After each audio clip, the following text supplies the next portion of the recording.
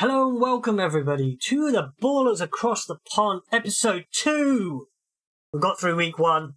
The NFL is most definitely back. We have a lot of storylines to talk about this week because there has been some seismic and catastrophic news going across multiple teams because it's overreaction week.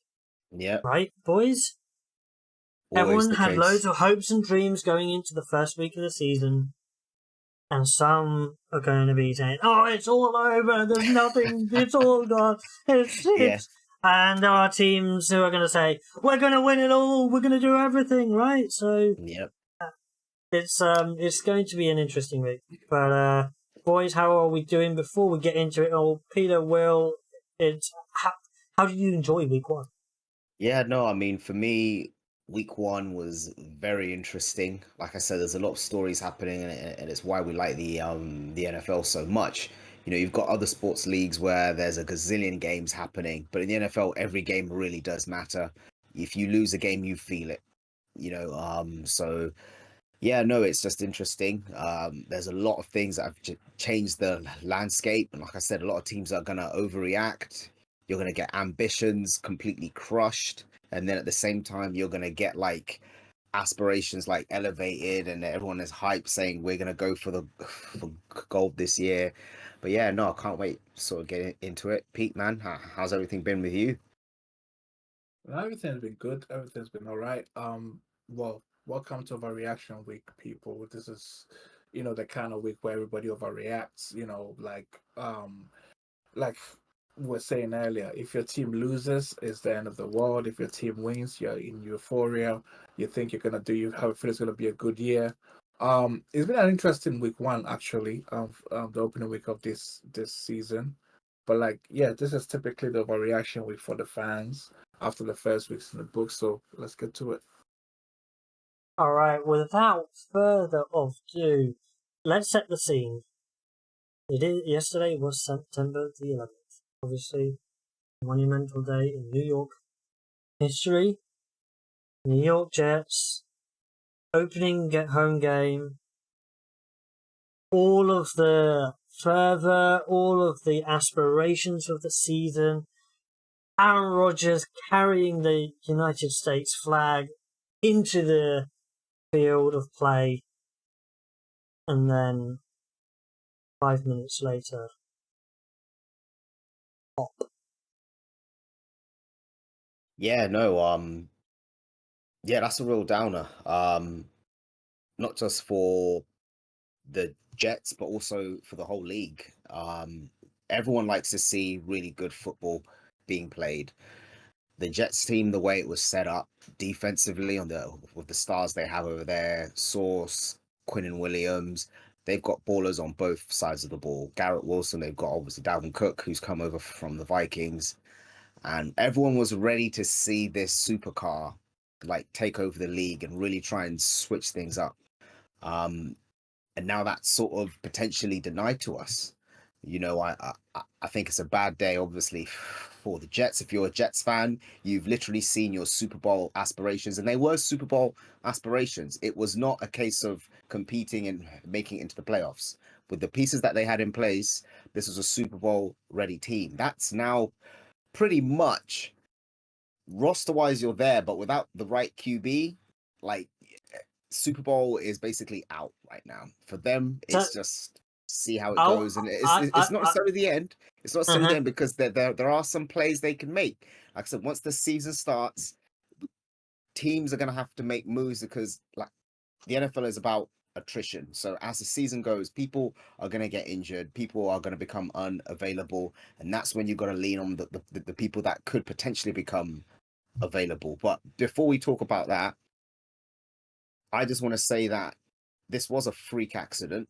It's not. It was a normal football play. It was a normal play. There's nothing the league can do rule change wise to kind of stop this. Oh no, happening. I don't think they absolutely should. And yeah, I listened to a segment from David Chow, so Pro Football Doc. I don't know if you guys must have heard of him.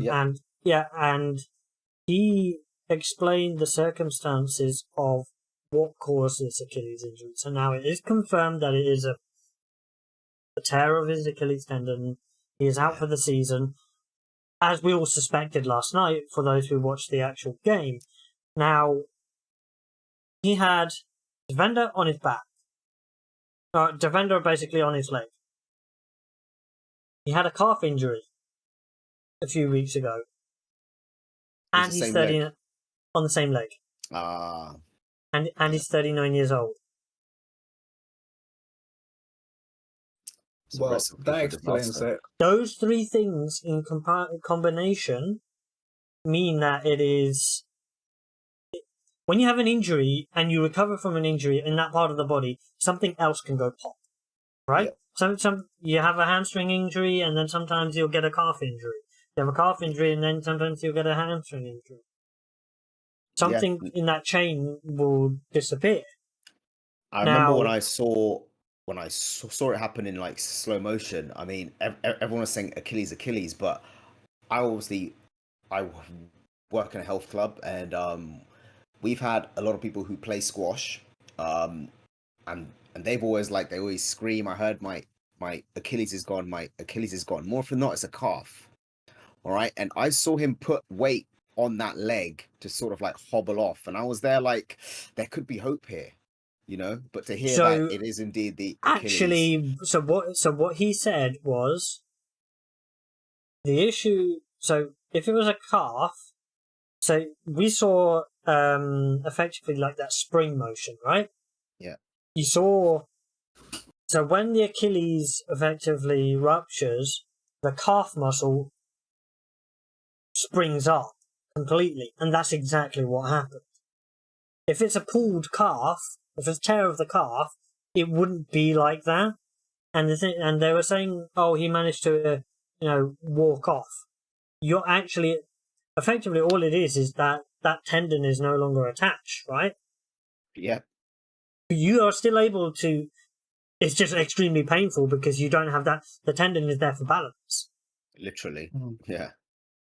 So the way they explained all of this, it made sense as to how it happened. Obviously, we saw that Bakhtiari had a massive reaction saying it's the turf, they put field turf down, but then J.K. Dobbins, poor lad, on Sunday tore his Achilles on grass. And what David Chow said is the turf is a factor because he believes obviously that grass is better, but it's not the only factor. He had the calf injury. He had all these other things that will lead him to have this injury. And you can't see it coming. Yeah. All in all, I think it's just a shock. It's horrible. It's horrible. Peter. Right at the start of the season, everything's gone and there's a lot of preparation. Aaron Rodgers was invested in this team. He's been working hard. The Jets were on a massive high right now, and to have it all just gone in seconds, you feel as though, Poor plays, man. Peter, what were you gonna say? There goes my Super Bowl pick, basically. As in I cannot my dark horse Super Bowl pick because I just thought that this team was kind of poised for Rodgers. They had a defense that I think is better than Packers defense because they've got players in the back end, middle end, and then defensive front. Especially their safety and the things that they were able to do in the game.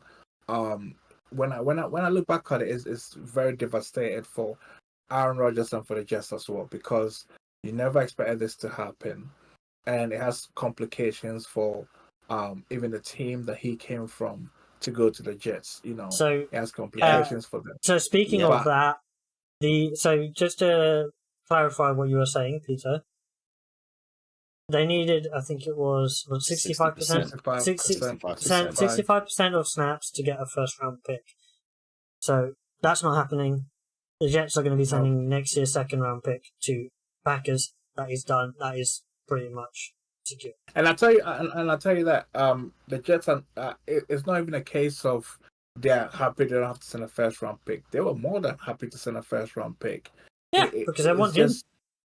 Exactly. So you want him to play ahead, and now I just feel devastated for him because I felt like this Jets team had the right ingredients, and if things went away and they had a little bit of luck, they could probably make it to the bowl.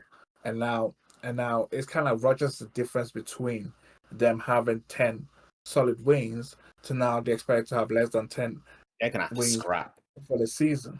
Every game they play is every gonna be game a now scrap the for them. defense has got to play like lights Not out. necessarily, don't have to be, because here's the thing though. Okay, so Rodgers will They're gonna go stack and the recover. box, right? But here's the thing. It depends on how good their run game is gonna be. Because yesterday, in a game now, we've talked about Rodgers' injury, but one of the concerns that showed up is kind of like on the Bills as well when we touch on that later.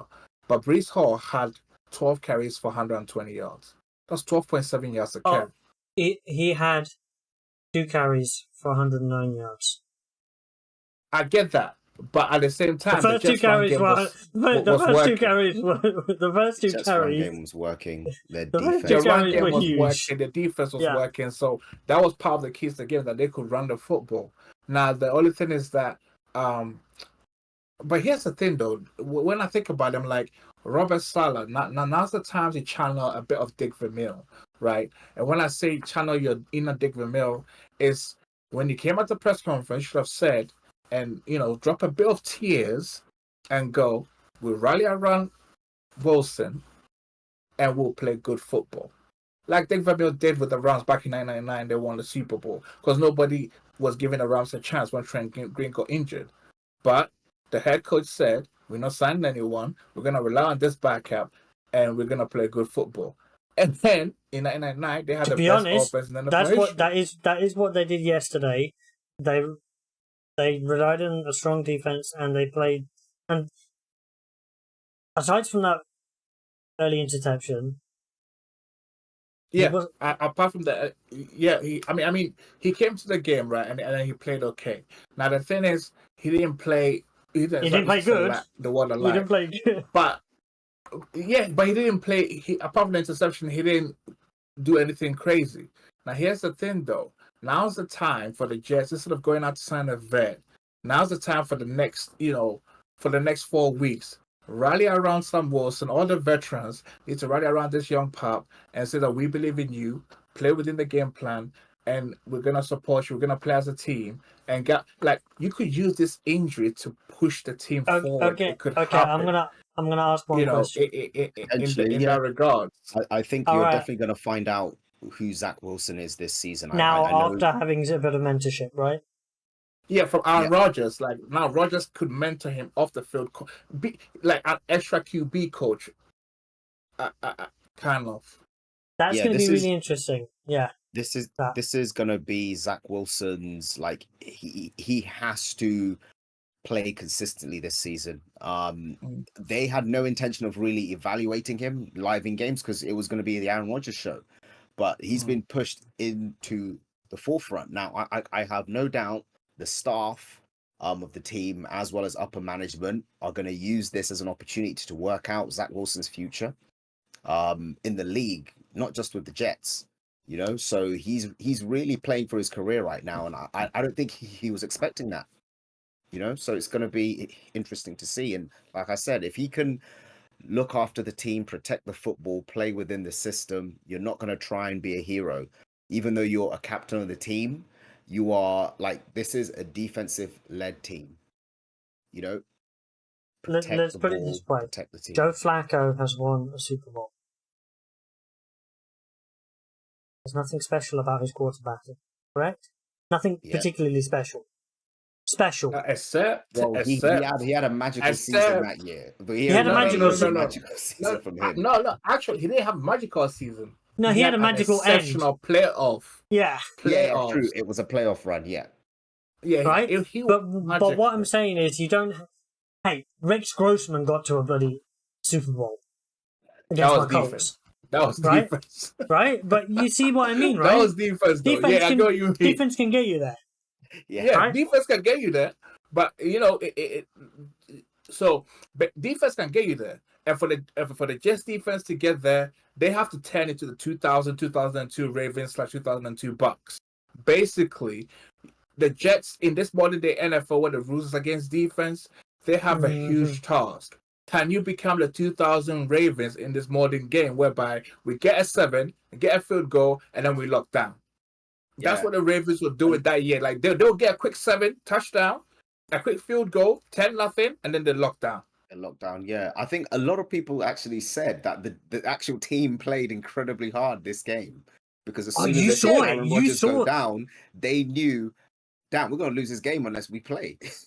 And this Like, we like, can't necessarily sit back a little bit They because were we've got a ba- guy that can get the ball anywhere he wants on the field. they Like were they realized bouncing they around had though. to play. Yeah. I mean, when you look at the defense, right? Quick one. It's kind of like they locked down. The Bills didn't score an offensive touchdown, did they? I think the Bills' points all came off field goals. I think, if I'm not mistaken. I don't know if they scored a touchdown in the game. What the numbers were saying, and the performance One of the TD safety from was Josh Allen, but incredible. that's it. And like I said, okay, so basically, before when we did our preview, I talked about Diggs versus Sauce. I think I'm confidently gonna say this: Sauce owns Diggs. Simple as that. the first 4 on that first drive, he targeted Sauce. Josh Allen did, and every single time he got a completion. For how And much? then there were Diggs went for reasonable 102 completions. the whole game. 10 receptions. They were reasonable, so- but it wasn't just Diggs. It was basically whoever, because the corners didn't travel in that game, right? So Yeah. Yeah, they're in trouble. So if you look, but what I wanted to say, who was it that got? There was somebody on the field. Okay, yesterday. so when I'm looking at it at the stats, basically, right, and basically it says that what's his name? Diggs got 8 catches for I think 130 yards, right? No, in this game, how many did he get? Yeah, that's correct. Diggs went for 10 receptions, 102 yards. Yes, one but TD. what do? But Yeah, no but how traveling many? corners. Okay, so how many yards did he get against Diggs specifically? That's what I'm looking for. Yeah, that's going to be tough to exactly find because Yeah, that's a very Okay, specific. I'll do my research. But when you watch the game, after the first couple of catches he had on, Sauce locked down and he couldn't go to. I think the whole Diggs team anymore. locked down. I think that you saw, was it DJ Reed? There were times that he got turned in the first half, and then there was one particular one where he was on Diggs, and he was able to drive back on the ball because he learned that he's going to give me some moves. So it's that adaptability within the players. Players are going to have to adapt. The question that I wanted to get to, though, was, okay, let's assume that Zach Wilson, they decide that he's not going to be the one. Yep. Right? What quarterback should they bring in? It's a short-term fix. It's a 1-year deal. To trade for on a 1 year, somebody who's on a 1 year, or to go for. I don't think the Jets want to give away assets because they know that, like I said, it's a 1-year thing. They don't really want to. This is assuming we are assuming that Aaron Rodgers is coming back. Yeah, true. I don't think it's going to be draft capital because, like I said, if Aaron Rodgers decides to hang it up even after a year or two, you don't really want to give that away. This is probably going to be personnel, but then they've got a really good roster. So it's kind of like, it's really hard. Everyone is saying, yeah, no, because Carson Wentz, I've seen. I would not touch Carson Wentz with the barge bowl. Yeah, I agree. 100%. I put that in there into our group chat just because it would be the ultimate villain arc, right? Okay, so here's the thing. There's a reason. I know he's a part owner of the Raiders, so it can't happen. But just placate me, right? I can sell the stocks. It doesn't matter. I can sell the stocks and not become an owner in a flash. So I get that. But here's the thing, though. Okay, it is the ultimate villain. I can agree with you. But the minute if Tom decides to get out of retirement, come back to play for the Jets, beats his the Super Patriots. Bowl rings, everything he did for the Patriots will be erased from the Patriots record books. because Patriots fans are gonna go into a meltdown. Oh, Like, that's why they I will want it to go happen. into a That's That's meltdown. the ultimate reason why I want this to happen. I mean, he'll do it if he'll No, do do you know? that. Do you know why it would be cold? Because he just had the ceremony, the halftime ceremony last week. Yes, Can you imagine it? That's why that's the thing. it just the script is written. It's perfect. Just do it, Tom. Come on, please. Boy, It depends. boy. Like, don't get me wrong, it would be one hell. The I mean, I'd plans. love to see it, but Listen, the plans to put a statue in front of Gillette of Tom, that is getting scrapped. He's not going to the Ring of Honor. They will even petition the NFL to remove him from all the Super Bowls. We won it without him. It was his ghost. You know, he cannot go play for that. It wasn't the real him. That man. yeah. Listen, All- Patriots fans will go for his neck. I'm not gonna. All that being said, like I said, it's a huge undertaking. Tom Brady has his system, and this is a complete It like. There's will no never one happen. in the Jets No. organization has been around that Bill Belichick. No, Like, but you know what I mean? It's very okay, hard. Like but they wait, can't. but wait, well, though, when Tom comes, Tom is the system. Like when he went to the Bucks, right? He basically brought what they were doing in the Patriots. But that was Bucks he offense. brought that in preseason For The 1 Bucks was year. premeditated though. The Bucks knew he was coming, so But they had the changing things up defense and though. molding. They had the defense They had a set. defense, but I'm talking about the offense. Like they'll have to change Well, like the the Jets have the scheme to suit defense Tom set, don't Brady. they? His skill set, he's older. I mean, Aaron Rodgers doesn't. Aaron Rodgers can listen. move, but he doesn't want to move. Brady can't move at all. So literally, and that offensive line as well. It's a hard So here's ask. the thing. It's a Here's pipe the thing. dream. Man. Here's the thing. As much as I'm not Tom Brady's biggest fan, right? My take is this. Understatement of the century. See, as long as I'm not Tom Brady's biggest fan, and you admit. But the thing is, when he comes to your team, like when he went to the Bucks, right? There's certain things you gotta have in place, like, and that's a defense. With the Patriots, he always had a top 10, minimum top 15 defense. If you give him the defense, he has the potential. Because, for example, like he could throw 3 picks, like in a playoff game. As long as your defense not letting any touchdowns, he will bring you back. That's the key here. That's what people forget. Like all those comebacks that he had, the legendary comebacks, it's because their defense locked down after he gave up so many INTs. It's true. He's not going to make those mental errors. He's not going to give away the ball. He's going to look after it.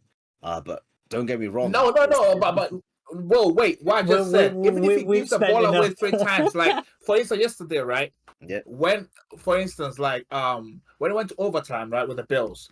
Yeah. And Josh Allen had thrown 3 INTs, right? But the game was tight because the Bills defense still played well to keep the score relatively 16-16. In overtime, before they just got the ball back and went to what do you call it? Took it to the punt return to take it back to the house. Brady would have won that game in overtime for the Bills, if you get what I mean. Because despite his 3 INTs, we are tied. So he learns from those early mistakes. Like with Brady, the longer the game goes on, the better the chance of you winning despite his mistakes. Whereas when you compare to someone like Peyton, the more mistakes Peyton makes, the harder sometimes it used to get for Peyton to come back. If like, you know, if it's like a tight and crunch games like that. But with Brady, he like listen, he in Super Bowls, he's giving like the Falcons Super Bowl. He threw 2 picks or whatever, and they still came back because defense locked down. The Falcons were not scoring any points. All right, so I'm gonna. I mean, like I'm saying. But aside from him, aside from that joke of him, moving, just before you go, who? Name a quarterback. Yeah. Name a quarterback. Just put a name as to who could be better than Zach Wilson. That is probably available. There is a backup somewhere. Yep. Or who's not in the league. I don't think they're gonna give away assets here. I think they just pick someone off the street. I think you're looking around there. There's a few. You know, there's Ryan Fitzpatrick. No, he's too old. He's way too far He's too old, gone. but you just need Cam Newton's available. I don't think you go with a Colt McCoy or anyone like that. I'm just looking at the guys that are available. They were saying that's why I heard Colt McCoy. I heard Colt McCoy. I've heard Jameis Winston, obviously who's on the Saints. So it's got to be Cam, man. Like Nah, off the streets. Like you can pick him up. You don't have to give away anything. You He's don't have just. to lose anything if he's I don't think available. he's going to be any better though than. Yeah, but I think you want someone that 2 can at least names keep for the me. team All going. right, He's not okay, gonna. Peter. I'm going to let Peter. Joe Flacco, Andy Dalton. Those are the So only Joe two options. Flacco, they had him last year, and that was a disaster. Okay, then it has to be Andy Dalton. Otherwise, stick with Sam Wilson. Is It has Andy to be free Andy. or is he with? He's with Carolina at the moment, isn't he? Where is he? I swear he's a free agent. He's a free agent. Yeah, because he's listed under available. So I think he was with Carolina, but then All right. Yeah, yeah, because Andy Dalton. There yeah, isn't a no, he is lot available. do a There isn't a job. lot available, right? There isn't. There isn't much. Yeah. No, all right. there isn't. So go with Andy Dalton and play hard defense around the football. All right. Now we've got Yeah. to talk about some quarterback performances in week 1, because we expected a bunch of these guys to play well, and they didn't. As we were talking about the game already, Josh Allen, master of the arm punt, Shot put. because he The did that. sidearm shot put. He did a 70-yard punt with his arm for one of those INTs, completely overthrew the receiver. Completely overthrew the receiver. Two of them. Yeah, he's Well, one of the INTs which should have been thrown more towards the outside shoulder, threw it slightly on the inside, got picked off. Really good play from the defender, because he just. One of them was a complete gunslinger, 70-yard, overthrew the guy, got picked off. But he did it in situations where he didn't need to. mate. He did a lot True. of things in situations he didn't need to. The flip. I think I remember him. I think it was on like a 3rd down, and it was quite a way to go. And I see him trying to hurdle his second defender. I'm like, Yeah. what are you doing? Like, You saw at this McDermott point go in his like this, career- apparently. Like, At this do point you in his do? career, he shouldn't be making throws like that. Because it looked to me like this, like usually with a it's Hail sort of like Mary, his rookie the year. situation is worthy of it, right? But he didn't have to throw a Hail They were Mary. in the lead. They were in the Okay. lead. And he's just throwing it up there, and he's there like, go get it. Let's see what happens. So basically, seeing the here's the defender thing. just be like, thank you. He was trying to Okay, so this is what happens, right? I'm a defensive guy, right? So I'm coming from the defensive perspective. This is what happens when a quarterback does not respect the defense he's playing against. He did not show respect to the Jets defense, and he got punished 3 times for it because he kept trying to force the issue. After you get picked off the first time, yes, I know quarterbacks have egos. I'm gonna go again. I'm gonna try again. I think when you get picked up the first time by that safety, Jordan Whitehead, you should now start thinking, I need to look for what number is it, number 33? I need to look for where number 33 is at, because he's playing. The second time, start looking. He didn't respect the Jets defense, and they came after him, pressured him, forced him to make mistakes. And I believe Josh Allen will learn. He'll go back to the film and he'll correct his mistakes. But he needs to realize that sometimes in this game you don't need to press, and you have to respect each opponent. It doesn't matter how good your record is against an opponent. He looked frazzled at times. So season. anytime he kept on making a mistake, he looked frazzled. And it took Stephon Diggs on the sideline to say, "You can do this." Yeah, but part of it is he wasn't respecting the Jets defense. But now he realized that the Jets defense is not nothing to and joke they have at. his number. Yeah. Yeah. Now he knows I need to respect his defense, because if you didn't respect them last season or if you didn't respect them before, now's the time to give them respect, because the defense proved to you that we can be a problem for you. And it was a very disappointing performance by Josh Allen in week 1. But it's week 1. He didn't perform well. He needs to go back to the lab, try again for week 2, and see how he comes out, because that's not good from the first game of the season. It was bad. It was really, carrying really on from bad. what you're saying, Pete, like the whole thing just reeks of like hubris. Like he's confident, don't get me wrong, but just like you said, he felt as though there's no way this team's beating us. I can just do what I want because we're not going to be punished for it. We're not going to be penalized for it. And I think, like I said, he shouldn't be doing this at this stage of his career, especially with the way he finished last season.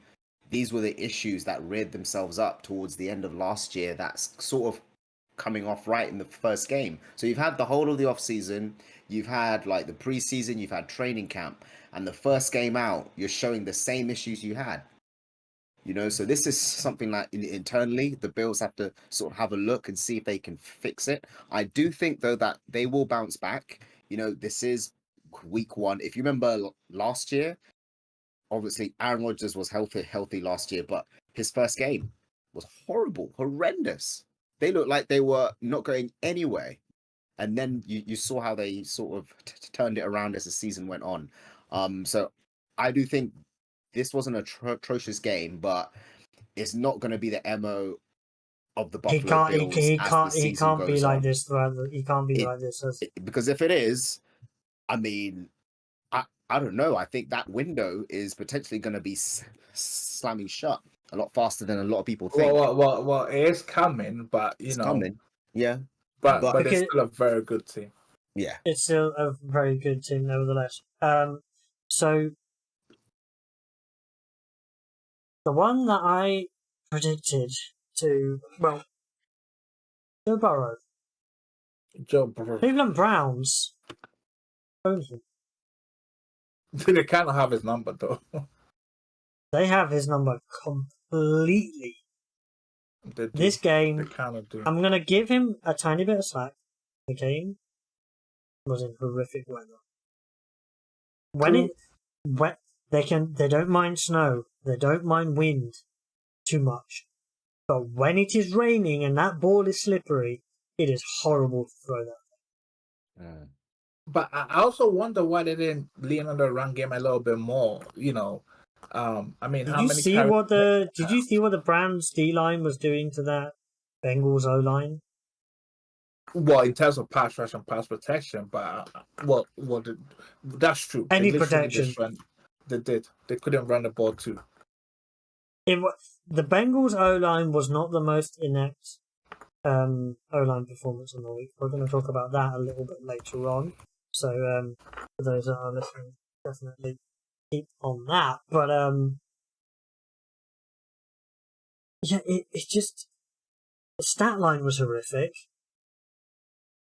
But I mean, it was. I felt like they could have run the ball a bit more as well. Okay, so the reason why I say that is because looking at the stats, right, and I watched the game as well a little bit, is that Mixon had 13 carries for 56 yards, so it was averaging 4.3 yards a carry, which is not bad, a bit decent. So if the weather conditions is like that and you're not getting going in the passing game, you might want to try running the football a little bit more. Try creative ways of running the football, because I can slow down the pass rush a little bit more, because they could have done that. Because if you look at the Browns, they run the football. I mean, Chubb had 18 carries.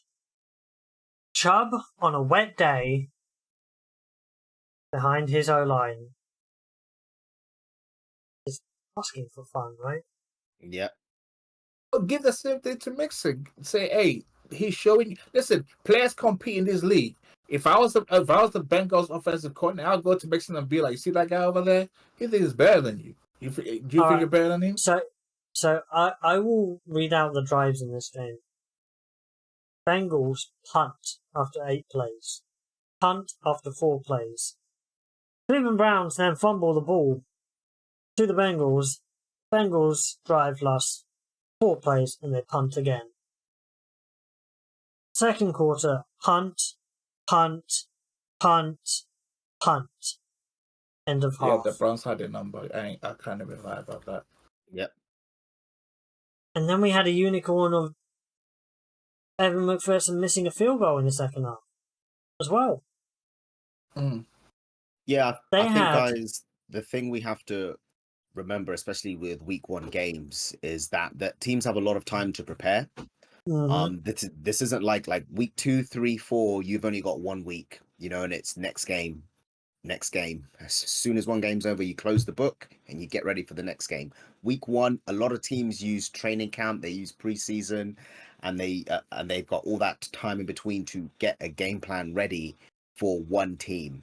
So this is why we sometimes end up with like odd scores, insane blowouts, because what this shows me is that the Cleveland Browns were really good in their preparation for this game, But and they also had they an had their assignment number. and they knew what to do. They've also had their number. Yeah, like over the last 3 years. Yeah, if you can hold Joe Burrow to 3 points, And at less that than 100 point, yards. at less than 100 yards, Jamar Chase, I think 39 yards, like you completely and utterly nullified their offense. Mhm. Like this is definitely a statement win. And one thing I'll say is that for the Browns, it's good to see Deshaun Watson. He's finally gotten rid of those cobwebs a little bit. He threw the best pass of the weekend. Yeah. You know which one I'm talking about. His INT. So, yeah. Yeah. Well, he threw it straight to him. Literally. I mean, but it's good It to was see beautiful. he's getting rid of some of those cobwebs. It's as if he Not all thought of he them. was playing for his team. It was that bad. Yeah, whenever that happens, you always look at the QB, they've got their hands on their head like, oh no. It is. I mean, but if it's you look, hard. if you look at the jerseys, like the helmets are the same color, but the ones have stripes. So I don't know, man. Maybe he needs to get his eyes checked. Both of but them I have don't the blame. orange helmets. It can happen. I don't blame him too much for that, because when you think about it, the Bengals are an offspring from the Browns. So basically, that's what happened. I mean, he threw it to his cousin. It's fine. Right. Jalen Hurts. In my opinion, he had a stinker of a game against that Pats defense. Well, you're the Eagles fan here. By the way, before you go, well, I'll wait for you, but just want to point this out there. Mike Jones played better than him.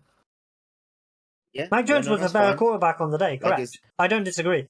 Yep. But, well, can you break down why Hurts was so bad in this one? Aside from rustiness. Yeah, no, I everyone's think gonna be rusty he a tried little to force he tried to get out of himself. Obviously, once you get paid a certain amount of money, this isn't necessarily him, but it might be the organization. They try and say, cool, well, he's worth this much. Let's try and sling the ball a bit more. Let's get away from our identity a little bit. And that happened. And the good thing about Hertz, though, is that he realizes very quickly, and Sirianni as well, this isn't working. Let's go on to the backup plan. Let's go on to the next plan. Like, don't get me wrong, he was serviceable, but this isn't Jalen Hurts, and he has to play a lot better than this if we're going to be looking to push. This game was way too close for my liking, but he was able to spread the ball around as always. That's Jalen Hurts' MO. Obviously, AJ Brown 79 yards, Devontae 47, Kenneth Gainwell as well. We have DeAndre Swift, but he only had 3 yards the whole game. Our second year Gainwell it's only 54 yards, but then he also caught 4 catches for 20 as well. So we were spreading the ball as always. Our defense, we had our moments. I think the defensive front played good, especially with the young players. Carter was in there as well, and he looked monstrous. 7 pressures. He is as advertised. Like, it's insane. Like, he's literally. I mean, I knew this was going to happen anyway, because from what we saw in training camp, he's really disruptive, and it's good to see that sort of carry on through. I believe who else we had? Big Play Slay as well. He almost had this glorious interception over his. He tweeted about it or posted about it where it was over his head and he like chased the guy down and almost brought it in completely. Like that would have Yeah. been like a beautiful. I mean, he took one to the assumption. house. That He took one to that that, but he helped. almost had this other great player as well. Yeah, and that's sort of saved the game because I think without that play, the Patriots might have been walking out of this with a win on us Yeah, probably. without that play. So that was huge. Like, don't get me wrong. I think this is growing pains a little bit. I think, like I said, we kind of got out of character. But then we soon corrected that. And we were able to walk out there with the dub. But that being said, Mac Jones did outplay Jalen Hurts. You know, and I don't think that's by coincidence. Obviously, the whole Matt Patricia experiment thing is over now. And I think the Patriots. What an absolute shame. Yeah, what an That's absolute purely shame. for... And I think the It's not a Patriots. shame. No, remember what I told you guys. Yeah, it's a shame because last we dealt with how many years of UK Patriots fans. We don't need them to have any more happiness for at least another 20 Yeah, they'll all years. come back. They'll all come back. Listen, We don't. They can't have Listen, happiness here's the for thing. another 20 years. Nah, I'm gonna be a little bit spiteful. I want them to have happiness one last time because I want Bill to do it and to prove everybody wrong that it was him. So I'm still rooting for This Bill. is just for you to And you spite know Brady. why. That's You know not why. This is Because This affirmation. Brady. This has Like I nothing said, to do with the affirmation. This Patriots. is the affirmation So that's bias a that he mark. So you requires. gotta understand, right? So remember I told you last week, Mark Jones now has an offensive coordinator, like a legit offensive coordinator. So things are going to change for him. And in this game, quick one I will say is that Hurts, like you said, you've already touched on that, so I agree with your point. But the one thing I want to say is that based on Mark Jones' performance, your secondary, you guys need to have a look at that because if it carries on week 2, week 3, could be a problem. Bro, here's the thing. Chauncey Gardner was the key. This is why I was so pissed off, and a lot of Eagles fans were upset when they didn't want to give him the money. Like, he was the key. Listen, even last season, we saw it when he was out of the game. I When he get was it. injured, I get what it. happened to I get it. the back end of our defense? We were leaking. Like I told you, Chauncey Gardner was such an important piece, and it frustrates me that they went. Don't get me wrong. I think they had to pick between Slay and Gardner. You know, it's hard, but I'm telling you. Week 1 overreaction here, Will. But there's me being overreaction, yeah? Let's wait till we get to week 8, and then we'll talk about the defense, right? Yeah. But my week 1 overreaction is this. We'll find out by week 8 whether you guys mix JG and Nick Rallis, okay? Okay. All right. That's all I'm going to say. Because you guys had a lot of things to say about him, so we'll see. One stat that I didn't add into our Josh Allen, I'm just going to add this stat in. One stat that we did. He's 0-5 in overtime. He's never won an overtime game. See, that goes back to my earlier point, because I think that's all I wanted to Josh Allen is good when the game is, as in like when he recovers. The longer the game goes on, the worse he kind of like if he's throwing INTs. So yeah, they gotta look at that. Most definitely the case. All right, now I've put this into the QB performances for week 1 of what I would consider the veteran guys. Lamar Jackson. I don't think he was particularly great on this game. No, he wasn't. He only seemed like Zay Flowers was great for him. Oof. But him throwing to anybody else, Mark Andrews was out, but it wasn't pretty at all. Okay, they lost J.K. Dobbins to injury. They didn't have Mark Andrews out. It looks like the Ravens' injury problems are going to continue this year because no matter what they do, their players get injured.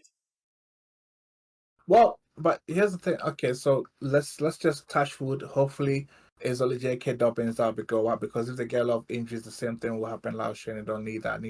The Ravens needs to get back to how they are because they have a very talented team. So wish them good health and hopefully no more serious injuries to major players happens this year for them. But in terms of the game, Lamar Jackson, I thought it's week 1 overreaction. He didn't look great, But the most important thing for me that I noticed when I watched it is ball security. He needs to protect the ball better because he caused a couple of fumbles in this game, and I think they're going to address it. They need to tell him that, look, 2 to get fumbles, back to 1 the loss. MVP form, the fumbles Yeah. has got to be less because you can't give up these fumbles. And he was a little bit careless with the football in this game. And also I think their passing game for Lamar as a quarterback maybe runs off Mark Andrews. Maybe Andrews is his But key to if you identifying thought other that, then targets too. So if we thought that, everyone was assuming that Isaiah Likely was going to get more targets because of it. He had 1 target. But it's also a trust issue, though. Maybe Lamar hasn't built that trust with Likely yet. Like he and Mark Andrews have played for the last 5 years in the league, 4, 5 years in the league. So they've built a trust. Quarterback and receivers is more of a trust thing. I go back to a couple of years ago, Aaron Rodgers and the rookie wide receivers. He did not trust Oh, it was them, last and year. that's It was why last there year. was issues. This was last year, he didn't trust them. That's why there was an issue. And as quarterbacks, and it pains me to say this, but one of the great things that Brady was good at is building connections with receivers. He spent, and Peyton was good at that too.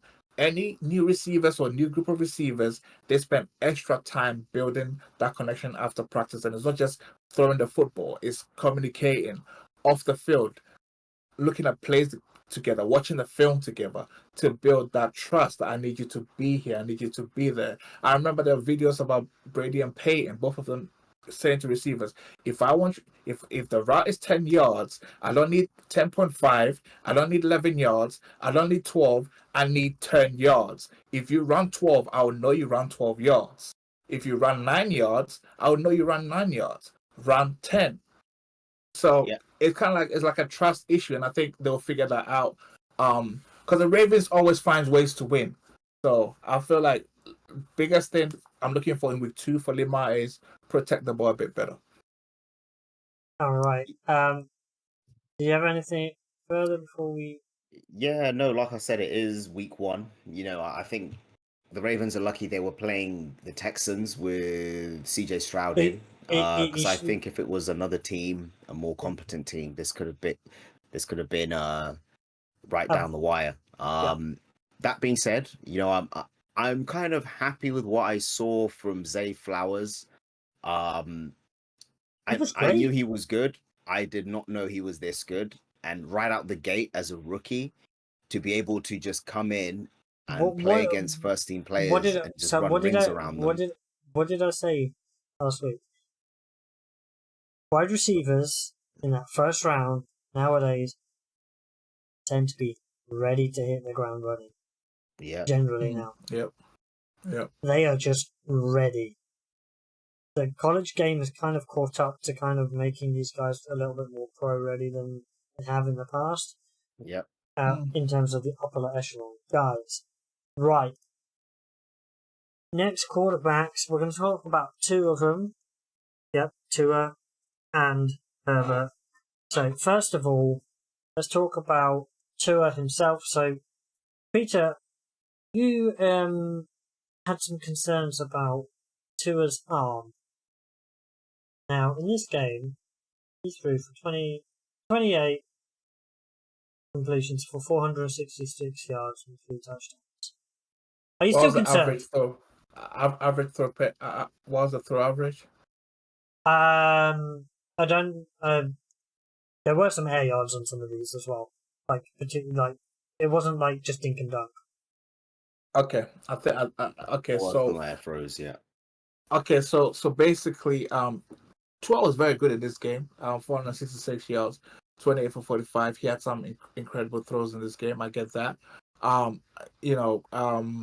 was one to Tyreek, which wasn't a dink. It was on the touchdown where he just dropped it on a dime. Literally, he just dropped it through the defender. It's that combination of those two that there aren't like a lot of receivers that can run underneath the ball like that, and I think 2 of them are on the same team right there. So, but this was a short route. This was like goal line situation where he just went right. The ball's going. Yeah. Absolutely, like they have a. I mean, he's been able to build a connection with those two speedsters, Tyreek and Jalen Waddle, and that's nothing different, right? This is I give a lot of credit to the Dolphins GM James Greer, because when he chose Tua as his quarterback in a draft, and the first year he wasn't kind of great, he found a head coach that will make it work, which is kind of build a system around Tua, his strengths and his limitations. And Dolphins offense is perfect for Tua. Tua is not gonna give you that 70-yard bombs like Josh Allen and Patrick Mahomes can. He can't But throw he threw deep. 40, 50-yard, decent, Yeah. like very good throws. Otherwise, he wouldn't be in the league if he couldn't Yeah. throw 40, 50. No, but here's the thing though, he can, but here's the thing. Every so often, it would demand you having to go deep, and I'm not saying that he can't throw deep, but it's not like when those other guys throw deep, if you get what I mean. Like There's I think elite when deep I throwing. think it's and deep with accuracy because a lot Yeah. of QBs in the NFL can heave the Can ball sling down it. the field, but can you place it into that where basket you want it, yeah. where you want but it? and also here's the thing. When I talk about deep is kind of like, you know how Allen and Mahomes, like, you could literally be sacking Mahomes and he can fling it 70 yards with someone wrap around his legs. Yep. You know, but I gotta give all credit to Tua. He played incredibly well in this game. Also, Brandon Staley go take a bit of blame because his Chargers defense didn't. This is what I'm going to get to, because the Chargers defense wasn't good, but Herbert had another situation where he had a game-winning situation right at the end, Mm-hmm. and Herbert just He choked didn't it. do anything. Yeah. I mean, well, Is this going to be what- what Herbert's going to? Is this going to be the microcosm of Herbert's career? He had a minute. He had a minute to get into a field goal position, and look, I'll give him a chance, right? Because here's the thing. It's he a had thing a with 2-minute Chargers. drive. Yeah, he had a 2-minute drive to do, but they only lasted 50 seconds. It's a thing with Chargers QBs, right? And that's something that he's gonna have to shake off. Because Philip Rivers was notorious for doing this kind of thing, whereby they lost games in the last minute a lot. You get what I'm saying? So Herbert's gonna have to, like, look at Phillips's tapes and be like, I can't let this be my label, because it's Don't time look to at become Phillips' Chargers tape. QB thing. Don't look at Phillips's tape, or else it's gonna be No, a no, case no. of There is replace no. Philip Rivers with Philip Rivers. No, when I say look at the tape, is look at the tape and decide this is know what not to do when you get into these situations, basically. So basically, just say, okay, Phillips did this, I'm not gonna do that, kind of thing. So I mean, all credit to the Dolphins, right? And they played an incredible game plan. And Mike McDaniel, I must say, when we talk about offensive minds, he's definitely up there. He's Yep. very out there, because he's been amazing for Tua's career, and Tua has responded to McDaniel's coaching. One thing off the quarterback talk, Austin Eckler is still a dog. Yep. Oh yeah, no question Just about that. 16 carries, I mean, 100 something. He's he just was incredible. campaigning. He was campaigning the whole of the offseason about the whole running back pay discrepancy. So it's really good. And I think he's going to continue to run angry and say, look, this is our position. This is the value. If I don't play the way I did, the scoreboard would be very different. Yeah. All Very right. different. Let's move on to the rookie. So rookie / first starter performances. So we'll talk about the 3 rookies that started this week, and then we're going to add in just a minute or so with Sam Howell and Jordan Love, because obviously those are kind of new starters. Yeah. Anthony Richardson. So I'm going to go first on this one. Yep. A lot of the Colts fans have saying, for a rookie, this was a B performance. We saw glimpses of what we want to see. We saw some good throwing, some good decision making, knowing when to run with the ball as well. But then we also saw a couple of bad throws, a rookie mistake, knowing not when to take a hit. He needs to learn that, because he got, at the end, we just pulled him from the game. We're like, you're not getting hit anymore. Gardner can take the end of this game. We're 11 points behind. Gardner's going to do it, and you can just heal up because you need to learn a little bit. Yeah, that's This was late. This was late on. It was 2 touchdowns required. He hurt it. He got hurt. I was like, okay, you're like coming off the field anyway for a play, PTSD, and then we just didn't put him back in. PTSD, mate. He's not going to make the same mistake again. I wouldn't be surprised if he's. I wouldn't be surprised if he's the guy that made that call. No, I don't. That wasn't the. He was hurt. He was hurt in the play. Like, get him out of there now. No, so he was hurt on the play. Yeah. And I love what Trevor said to him after. You've got to learn to avoid the hits. He actually said that to Anthony Richardson. Like, you played well, just don't take the hits. Yeah, and I rate Trevor for saying that to him, and he needs to listen, and he needs to call Cam as well, and listen. That look, yes, I know you're a big guy. You're 6'5", 240, or whatever you are, but the NFL is different now. Because here's the thing. They hit harder. They hit harder, and it's different. Neither grown ass man. And I think Cam Newton would tell you that if he had learned to not put bodies on linebackers, he probably would have still been playing today. I think the injuries mounted up, and that's why Cam is kind of like out of the league right now, because they mounted up at some point. And this hits it's not like a one. It's kind of they add up. So the earlier you learn to slide, you learn to give up your body, learn not to, if you have the push to stiff arm, by all means. But if you can't stiff arm and it's a body thing, don't, that kind of thing. I think it's learning how to slip tackles, because you end up with people that can run the ball, but they're never really taking any kill shots. They're not. He was taking kill shots. He was taking kill shots, bruh. Not even hard to avoid them. Like, just literally slide or kind of like give up your body. Because here's the thing, though. Did you guys watch the Cardinals game? Did you watch the Cardinals game? Yeah. Well, I watched highlights. Did you see what we did to Sam Howell? Yeah. That's what I'm saying. Like, you don't want to be taking those kind of hits, because eventually these linebackers, these defense in the league, I mean, it got to a point whereby with Cam, they were literally going out to, we're gonna put a hit on you because you feel like you can. You're invincible, kind of thing. Yeah. Exactly. And defenses, when a QB is in the open field, it's kind of like it's a bit. Excuse my language. I don't mean this in the harm way. It's kind of like hunting season. When a quarterback starts running, they want to put a hit on you because that's the only chance they can. That's the only time outside of the pocket. Yeah. Literally, yeah.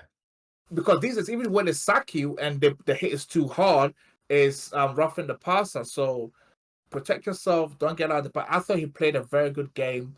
He played well. It's just Do you know what Colts fans said?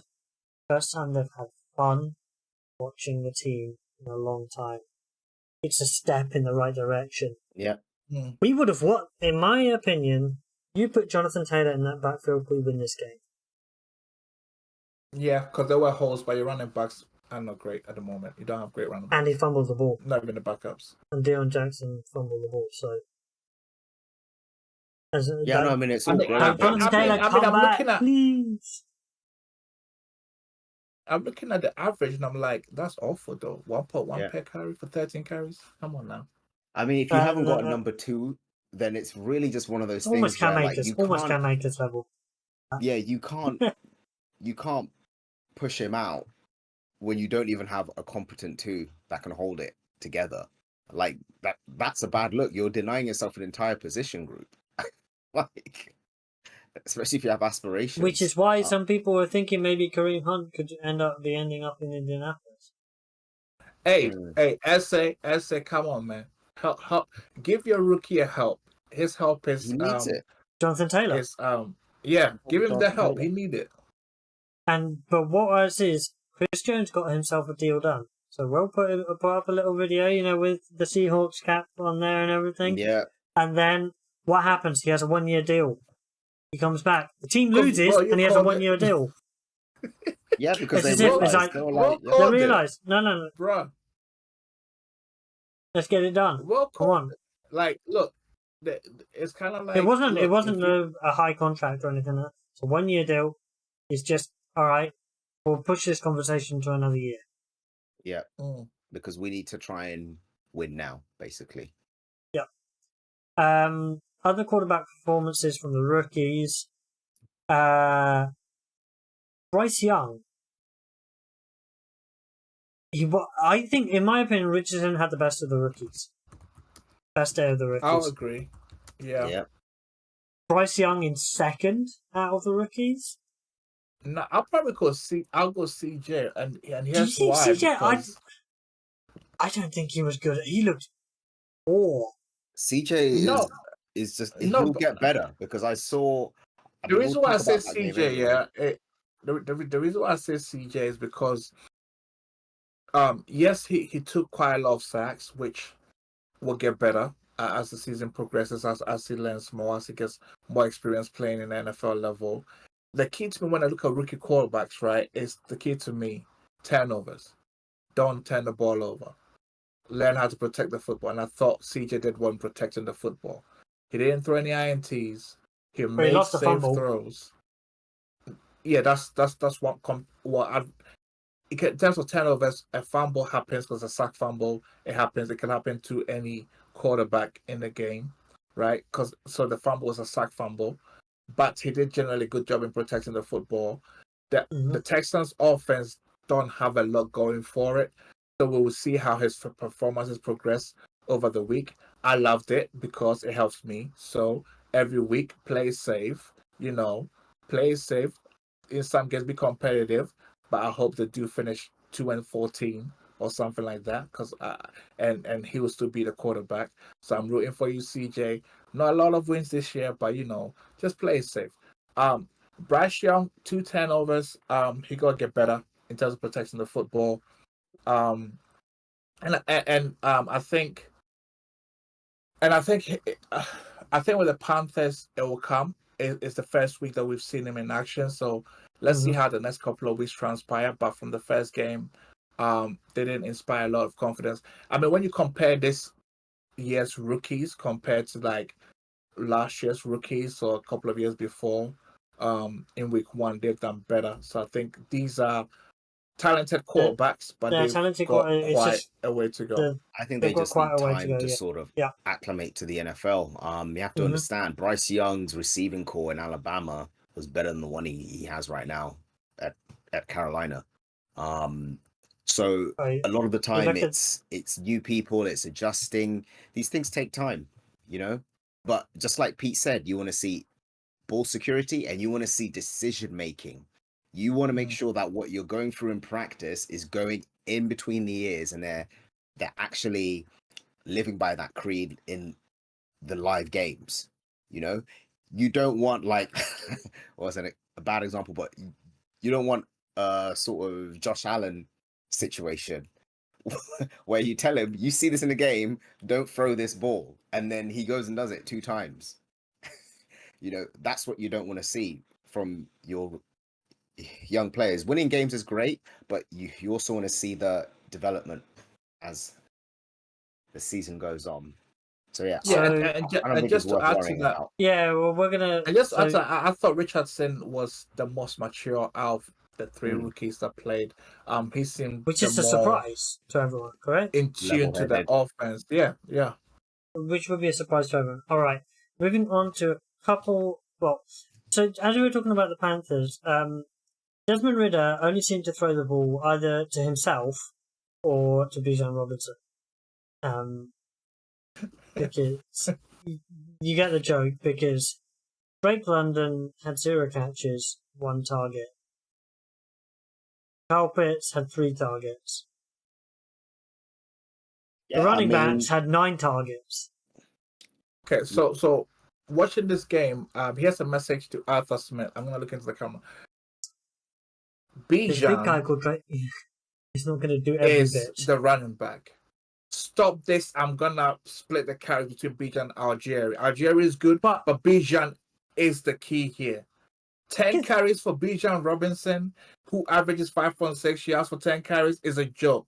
he needs to be the feature back guy. Well, I'm telling you, this Tyler offense Algier is got for 5 Bijan. yards to carry, so Please. It's But- his offense. Run him into the ground. You No. know the formula. You're not Throw going to the pay him ball to anyway, Drake so you London, might as well please. use him up. Throw the ball to Drake London because he actually I get it is because huge. this game, right? He's I huge. know Arthur Smith's offense is a run first offense, is run focus. I get it.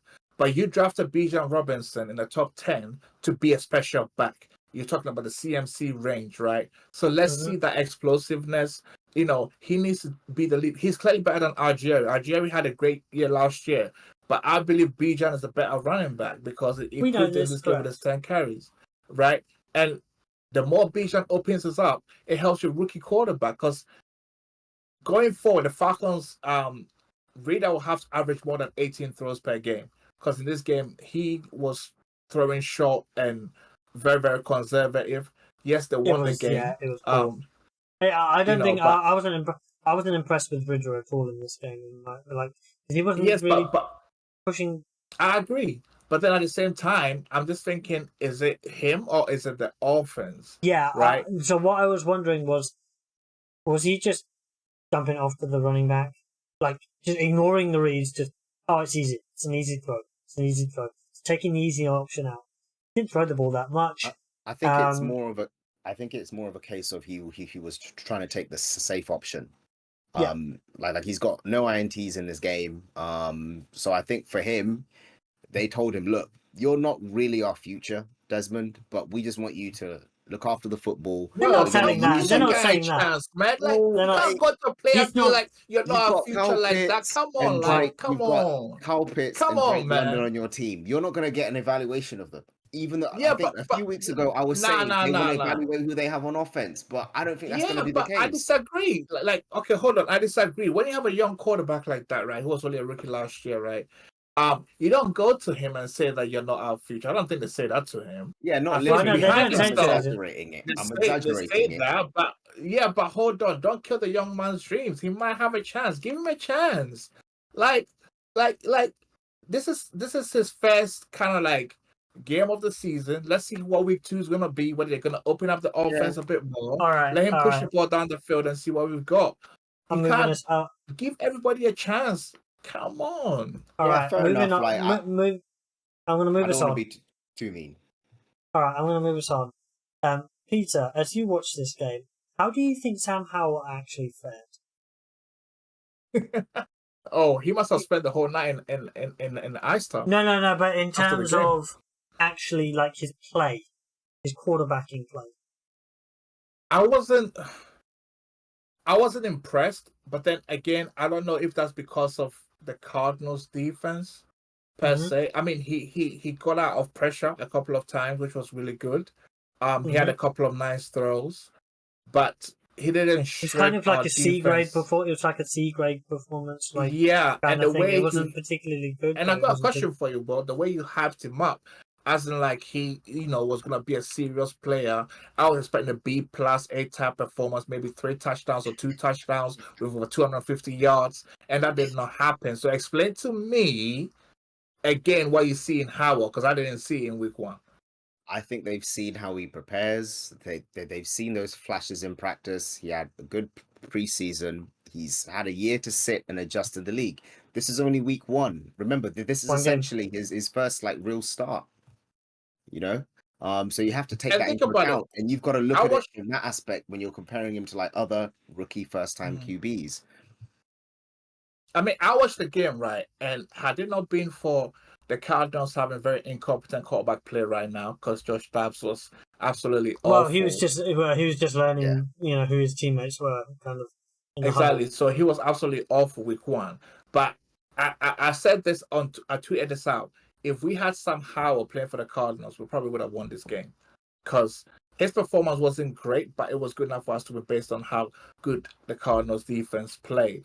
And I think the coaches would dial it down a bit, but they were aggressive. They went after him. He took some licks in this game, and I felt a bit sorry for him. Like he'll be sore.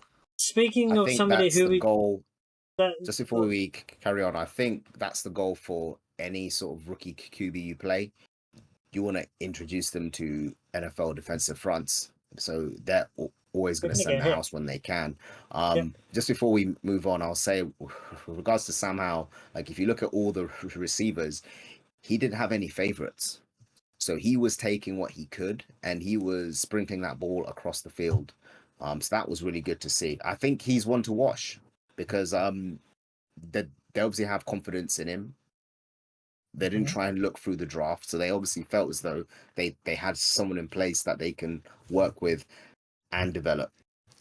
So we'll see All how right. things carry on as the rest of the season goes. And the Green Bay Packers ownership of the Bears continues. Jordan Love looked really good. I expected him to look really good. Yep. And he did. He did. I don't think there's a lot more to say. More of the Bears are just going to continue to cry. Hey, I've been saying it, like, if you take a defensive head coach, your defense has to be good. Because the way the league is set up now is it's pretty It's much an offense. offensive head coaching league. Like you draft a young quarterback, you get a really good offensive mind, and you're off to the races. The Chicago Bears decided that they're still living in the 80s, or is it 70s? But they're still 80s, living yeah. in that era, so they're still saying defense, defense, defense. So they went with Defense a wins defensive you the head coach. championship, but you don't Yep. have the defensive coach. Yep. So Matt Eberflus, I think this is year 2, is it? Mm-hmm. Year 2, your defense played poorly, very badly this game. So where's the preparation? This is your side of the ball. All right, you're running out of track, and I guarantee you, if this carries on the rest of the year, he's not going to be there next year. And if he is, then we all know what the Bears are really about. All right, and that's just revenue stream. They're not interested in actually winning. And if I'm Justin Fields, I probably don't want to be there long term because I know there's a lot of players, Justin Fields there's a did lot not of look good teams in that will this take game. him in a heartbeat. No, that's too soon. That's too soon. I mean, give him this season. Let's see how the season pans out. It's week 1. Let's see what the offensive coordinator can do with Justin Fields. All I'm saying is, if Eberflus is there next year, if the season carries on with this type of performance on the defensive side of the ball, let's not even take into account the offense, his side of the ball. And if he's still there as the head coach next year, if I'm Justin Fields, I'm like, you guys aren't serious. Although Justin Fields cannot stare down receivers like he did and throw interceptions like he did, because that was not good, and that just leads people to believe that OSU quarterbacks can't make it in the league. It's just their affirmation. Well, Joe Burrow made it. But he was LSU. Yeah, but he was Ohio State. Ohio State. He started off at Ohio State. It's like how Cam Newton was a Gator. So we made him. He just succeeded with LSU. He just couldn't get a start. Okay, so let's move on. Are the Cowboys the real deal? It's week 1. Don't get me wrong, like it's my division, so you know all I'm saying and you is have that some I think like this is more of the Giants being bad. This was possibly the worst, one of the worst offensive line performances in league history. And there's a reason behind it. There were 25 dropbacks by Danny Dimes in this game. 28. Guess how many pressures there were? How many? More than 35. Jesus. There were multiple people on pressures. That's a sieve.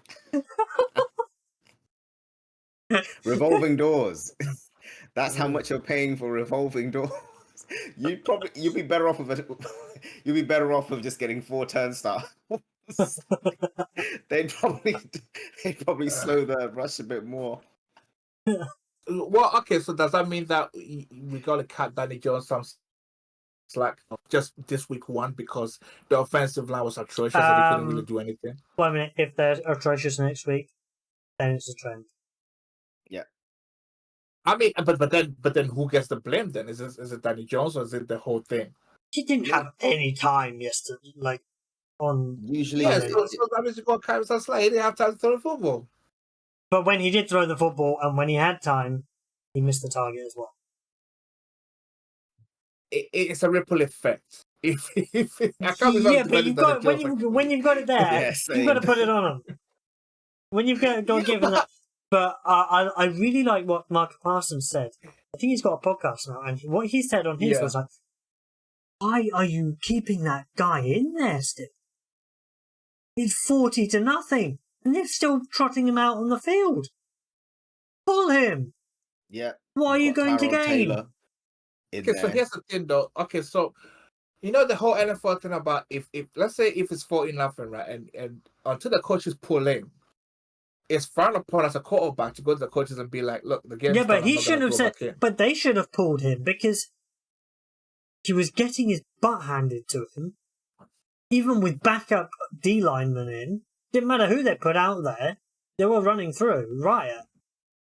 I think quickly that the Giants O-line coach and the offensive side of the ball, they've got to quickly whip them into Remedy shape this. because this could snowball.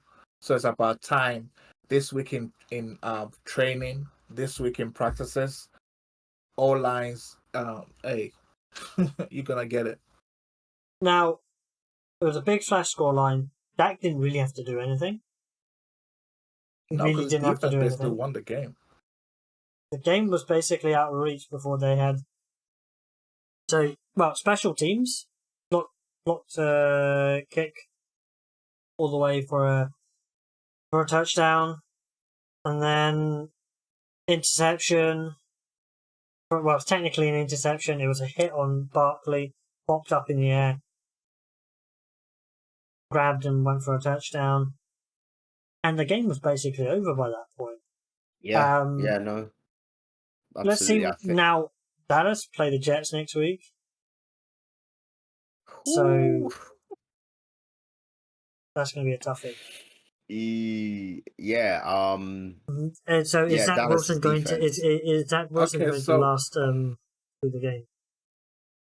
yeah, I think it will because I think the Jets' offensive line is better than the Giants at this point. We can Slightly. say that. They're slightly better than the Giants' offensive line. Keys to this matchup is Zach Wilson is coming in, so Jets has to lean heavily on the run game, play action, RTDB. Run run the the ball, run the damn ball. because what did the Giants actually show in that first drive? You can run on the Cowboys. You actually can. Yep. And what were this the is Jets what do? happens here. When I always say this, when the game plan is, I don't know why sometimes offensive coordinators have a rush to make someone what they are not. Well, to be honest, you have to have some passes, and the problem is they're getting obliterated. Here's the thing. Like, I'm gonna sort of. I mean, if you bring it back to money, all right. Sometimes when you pay a certain amount of money, you want to see a return of investment. You want to see what that product can do. Sometimes it doesn't even come from the coaches. It can come from the owner. You know, they could be trying to force the issue. Like the owner could say, "Hey, listen, I want to see him pass the ball more." That's tied in hand with the offer that we gave him. So I want to see more passes. But I think as the season goes on, they'll realize, look, if you actually want to win games, that's not how we're going to win. You know, Well, this it's this only a is why recipe for this is why I failure. love head coaches that don't BS. Like someone like BA, someone like Bill will tell the owner, "Do you want to win a football game or do you want to lose?" Do you want For your affirmation, quarterback. or do you want affirmation So that that's you where you look? challenge the owner and do whatever you want to do. So basically, it's a case of you're gonna have to fire me because I'm gonna do what's best for the team. Yeah. Sonny Weaver pun there. I'm gonna do what's best for the team, and so I think going into next week's game, the Jets run the damn ball, try and slow down the Cowboys pass rush. Cowboys gonna be heavy favorites, but it will be an interesting matchup. See how the Jets will respond. I don't think it will be a blowout, like they did with the Giants. I think the Jets will give them a bit of a tough game, It will but still we'll be low see scoring how from the it pan out. Jets. It will still be low scoring from the Jets. Like I said, they're going to slow down that clock. Not just that, but they will run the ball as well. But yeah, I agree with what you're saying. It's definitely not going to be a blowout. All right. Moving swiftly on. Oh, wait. I believe. Stephon Gilmore. He's changed that defense. Yeah, he's Massive acquisition. ridiculous. Massive acquisition. And I don't understand why we gave him up for a packet of crisps. No one respects him. This guy's going to be a Hall of Famer, and they're like, nah, we don't want to pay you, mate. It's insane. Peter, On to the next team. now I believe you. A rumor has it you have something to say about your Arizona Cardinals. So there have it. You have 1 minute to get everything off your chest, because I believe it's going to be fireworks for you. Okay, so here's the thing. In regards to my Cardinals, quickly, I don't think we're gonna end up with a number 1 overall pick. As I alluded to, because looking at the way the defense is playing, there's no names on the defense apart from Buda Baker. And I think the theme is that earlier this season, I think Jonathan Gann had a press conference that you laughed at when he said, "I'm looking for effing killers." And against the Washington Commanders, they came out looking like killers. The defense had fire in their gut and they were head hunting. But so I think it's gonna get toned down in terms of like the helmet hits. But yeah, I think we're gonna be okay. The ejection. I saw that. That wasn't a good look. I didn't like that. I even tweeted that what's his name shouldn't have done that. Lucky Fortu when he put his leg around the quarterback's head and tilted it down. But I think they're gonna tone down. They're still gonna be aggressive and they're gonna really come and hit people a lot. But I think the key is that this team and last to finish it all is Kyle is definitely gonna come back to play this season at some point. I think the team looks like it's a little bit further along than that people thought. Yeah, that we expected it to be. It's interesting to see once he comes back. All right, play of the week. So this is a little segment where we like to say what our favourite play of the week is. So I'm going to go first, and my one happened last night. And it's Garrett Wilson's touchdown catch. Where he's basically holding off the defender and goes, "My ball!" That is ridiculous. I wish I had something utterly different. Ridiculous. But yeah, I agree. I'm gonna go with the same play because when I was watching the game, I actually said, "What a catch! Like what a catch!" Like it was like the cornerback had good coverage. Like it was almost perfect coverage. He was. Sometimes you just can't beat it. The ball was thrown too far. It was thrown too close to the defender. Should have been back shoulder. Yeah. And he made it into a back shoulder by just like, no, the ball's going this way now. He tapped the ball to himself, reached across the defender, and says, "Yeah, this is coming back to me. All right, now that you're out of the picture, let me try and catch it." Yeah, he controlled it, maintained possession. Falling. Yeah, while falling, secured with both hands. He's special, and this is just another one of those reminders of because everyone was looking forward to seeing what A-Rod could do with these receivers, but he is special. Garrett Wilson. He is definitely, I think a lot of people have said in the next decade he's going to be up there as one of the best receivers of this 10-year span.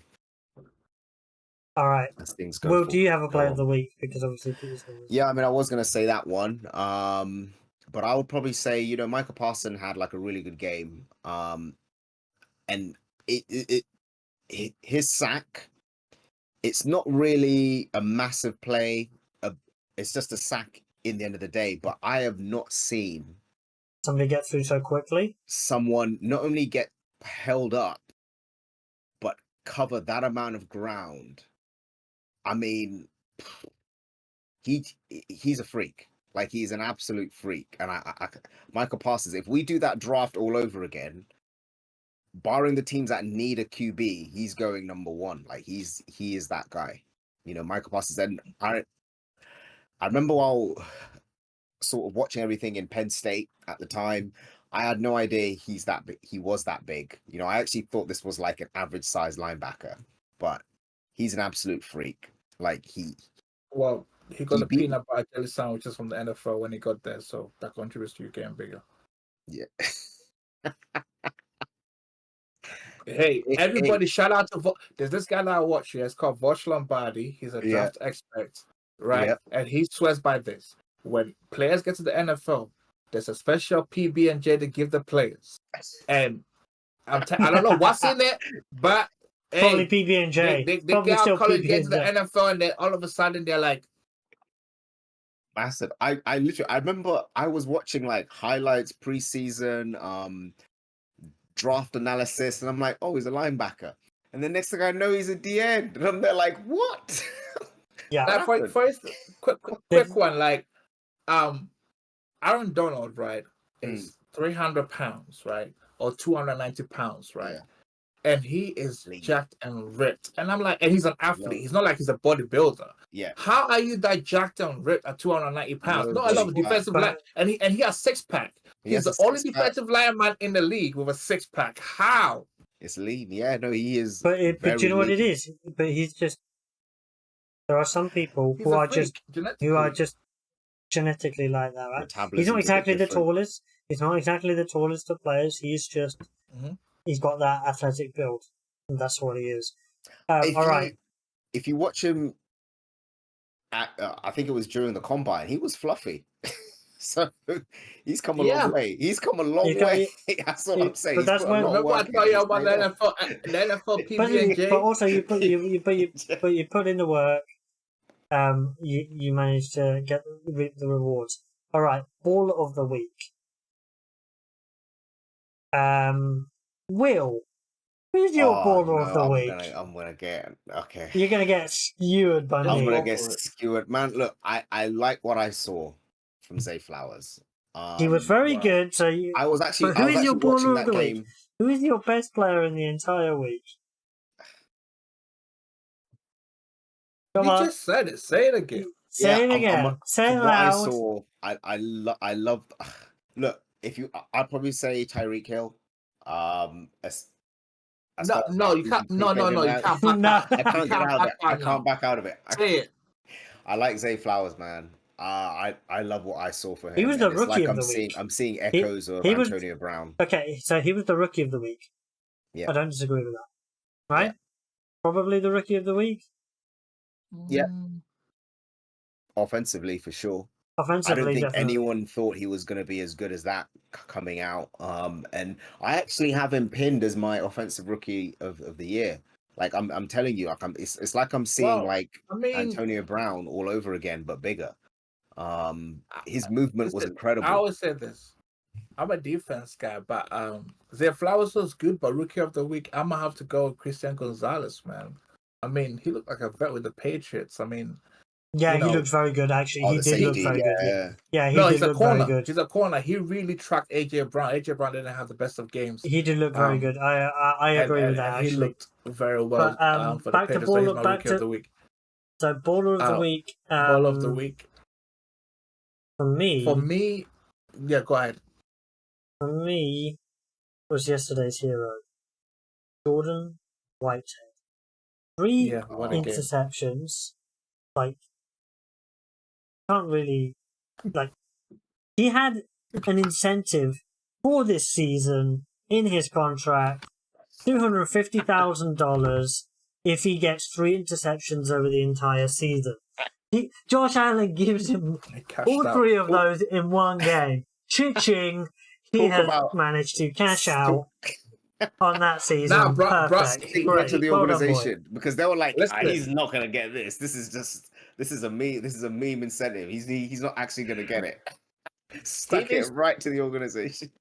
He needs to call Josh Allen and take him out for dinner. Just like, Josh, no hard feelings. Whatever you want to eat, let's go. We can go Buffalo, get some Buffalo Wild Wings, eat an entree. Cause, bro, you just gave me $250K in 1 week. Like, bro, you made my season. Like, let's chill out. But in all seriousness, he played well. Along with that defense, we covered that game a lot. Played well.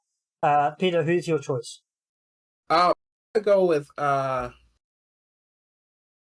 Drake Jackson, 49ers pass rusher, 3 sacks. The reason I'm going for him because he had a great game against the Pittsburgh Steelers. And in terms of like he's one of those guys that I feel like this year's probably gonna be his breakthrough.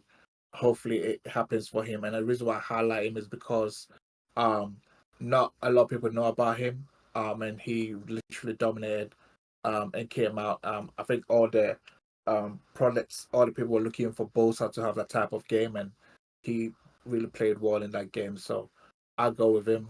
Defensive guy. He had a great game. All right. Perfect segue. Are the 49ers going to be the dominant force this season? Because they look like, at the moment, 0 ring rust on Brock Purdy. Right? He looked good. Yeah. The defense looks mean. Mm-hmm. CMC, Brandon Ayuk looked incredible. He dominated Puppy. Yeah, no, I think the 49ers are as advertised, but their preparation is always well known. They've got really good coaches as an organization. They're a really good sort of standard to like aspire to. I don't think anyone's surprised. My thing is though, Brock Purdy, we know like he's like a constant temperature, so he's gonna play. He's not gonna turn over the ball. He's not gonna play outside of the system. He's not gonna make any of those errors. Does he need to? But my question is, when he needs to make those big plays, when he needs to become Super Brock, can he do that for like 2 or 3 plays when he needs to do it? He doesn't have to. He doesn't have to, but so there are will. we about to Pete, there's going to be a time where he has to do that. An image with Brock with a Superman cape anytime he does that this season? Because you've just monikered him Super Brock. Yep, Super Brock. Okay, so here's the thing. Okay, so here's the breakdown. Okay, so the 49ers, right? And that primarily the offense that they run, that West Coast Kyle Shanahan goes back to his father, Mike Shanahan days, right? Brock Purdy is the exact type of quarterback they need for that system.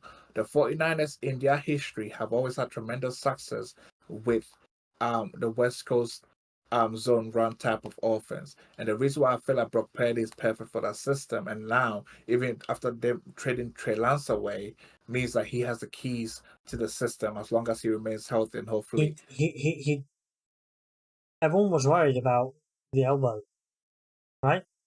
Exactly. So as long as he didn't look like he had any problem. He didn't look like there was nothing holding him back. So at the moment, as far as I'm concerned, any power ranking, 49ers are by far number 1. Yeah, they are. They are. It was an absolute dominant performance, and he's a perfect quarterback for the system because here's the thing: he's 6'1", 220. He's got the exact type of mobility for that system, right? And that system normally caters to quarterbacks that play within the system. He plays within the structure of the system. He's not really gonna play outside of the system. But I get what you're saying. Well, in terms of like there could be some games where, but sometimes you have to play within the system. But Kyle Shanahan has always wanted a quarterback that can play within the system. That's why when he went to the 49ers, they tried their hardest to get Kirk Cousins, but Minnesota wasn't, the Washington wasn't going to give him up at that time. And they couldn't get him when he became a free agent because they had Jimmy G at the time.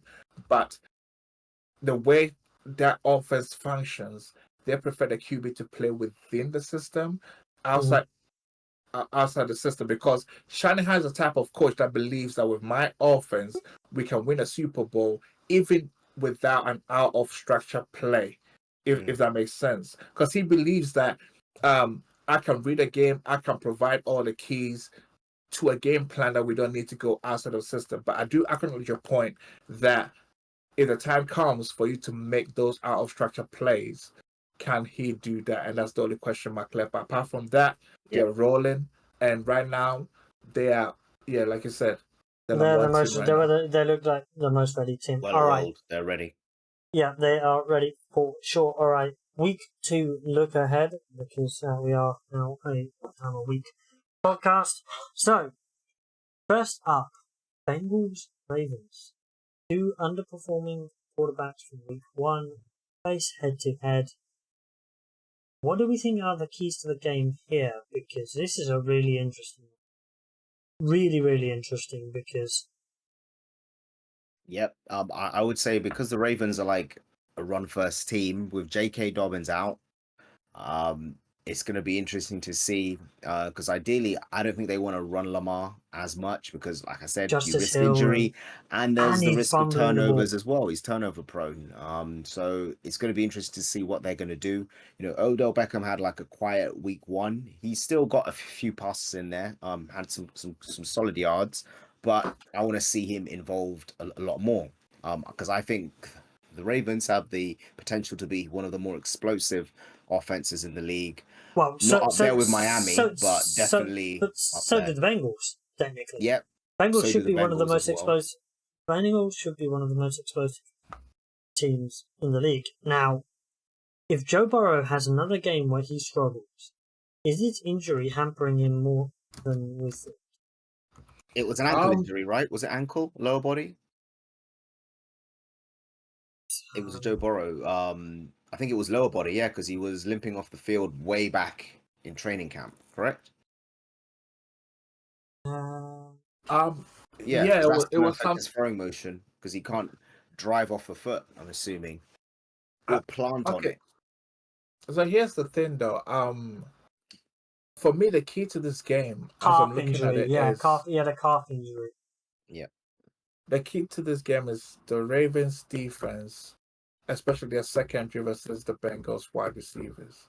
Right, the Browns have the cornerbacks to lock them down, but can the Ravens' cornerbacks do the same thing and not allow the Bengals receivers to dominate the game? Because when you look at the Bengals, when they're winning, it's predicated on Joe Burrow making those excellent Passes throws to T. and those Higgins, group of wide receivers to making those Chase. catches. Yeah. Like those throws are inches and right into receivers' hands, and their receivers are very good at winning 50-50 or being dominant at the point of the catch, right? So can the Ravens cornerbacks do the same? I mean, I'm on the Ravens depth chart. I'm just trying to find out who their current receivers are, cornerbacks are. I know they've got Ronald Darby, um, Yeah, Ronald Darby. I don't know if Marlon Humphrey is fit enough to play.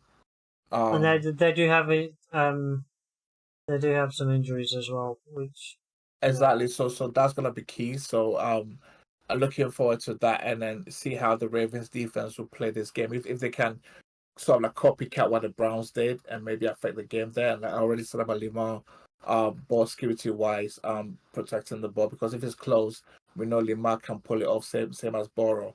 But even furthermore, it's like next week, right? So this is like a little preview to next week. If the Bengals lose this game, they'll be 0-2. Are they then able to replicate what they did last year? Because they were 0-2 last year, and they won 14 out of their last 16 remaining games. But so if they go 0-2 again, can they do it again? That would be the question. That will be the question indeed. All right, Jags Chiefs. Chiefs lost last week. We didn't actually talk about that game. They lost obviously to the Lions. Surprisingly to many, not surprisingly to some other people as well. But Jags have the opportunity to go 2-0. Do you think they have a chance? Because Calvin Ridley last week looked really good. On Sunday, he looked really good against Colts. Against Chiefs, do you think he has the opportunity to do the same? I think he has the opportunity, but in my books, I don't think it's likely. I say that because the Chiefs got a key part of the defense back, and that's Chris Jones. Mm-hmm. And when he is in there in the interior, It solves a lot of issues for them in terms of the defense and how it's predicated off them. They've got a very solid linebacking core, the Chiefs. So I would say that it would be interesting if the Chiefs go 0-2 and the Jaguars start 2-0. But I will lean more favorably towards the Chiefs getting this fixed. I think that, my opinion that the Jags just about beat the Colts, and we had a rookie quarterback. Chiefs, now, we assume Kelsey's coming back for this week. Kelsey's back. Did they not place him on IR? No, he was just out for a week. No, he was just out for a week, so... okay, Kelsey's back. You assume Kadarius Toney is not going to be as bad as he was last week. He needs to keep off social media. Running his mouth. Well, he got rid of his Twitter, so... Yeah, but then he started running his mouth on Instagram, so just because you keep yourself off one doesn't mean you can just go off on the other. When you had a game that bad, when you looked like you had butter laced gloves. Well, okay, so basically he needs to fix it. Otherwise, he gets moved out, and then they're swapping Rashid Rice or Justin Ross. Rashid Rice looks alright. Yeah, no, he will get moved out because you need to build that trust with your QB, and if he doesn't have that trust, you're just not going to get the ball. So he won't have much to talk about on social media if he keeps playing like that. Okay, by the way, also another key to watching this game is last week the Chiefs right tackle Jawan Taylor was really going off early a lot, and some of it was missed by the refs. So now it's been highlighted, so he needs to watch out because if he starts, they'll flag him every time.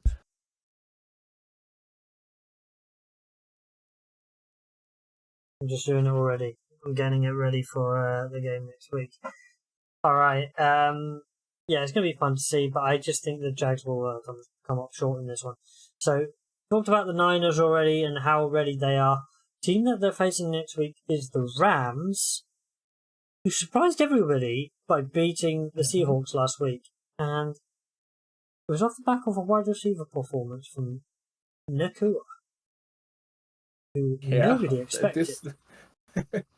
Nobody expected for him to come out and just ball out. Yeah, this rookie seems to have established early connection with Matthew Stafford. It seems like Stafford's efforts to connect with the young guys in the roster kind of like paid off. I remember in the offseason he was struggling a bit to connect with them. Yeah. So he had to speak to his kids to get him on TikTok and Instagram to be able to relate. Exactly. So Matthew Stafford owes a bit of gratitude to his wife and his kids for getting him on TikTok and Instagram, game used with the latest tech. I'm surprised that he doesn't know how to use latest tech. You have to understand, he's been in the league a long time. So for him, I think... Listen, 2009, bro. You should know about latest tech. But he's saying that he came from... Yeah, but when he played college ball as well, he comes from an era where after a game you chat. But literally what's happening with a lot of these young players who have come in this year is they're doing their thing out in practice. As soon as they go in the locker room, everyone's on their phone. Because in the era of the social media, their social media, yeah. But so for him, it was a bit like, damn, man, I need to get to know these guys, but they're not like having a chat. They're just all on their phone. It's a quiet locker room afterwards, you know. So I think like I said, it's not his fault. He's been in the league a long time, man. So what I'll say about this game is that Cam Akers cannot repeat the stat line that he had last week. This week coming. No, he can't. He can't. And I think so. Otherwise, Kyron Williams is going to get even more carries.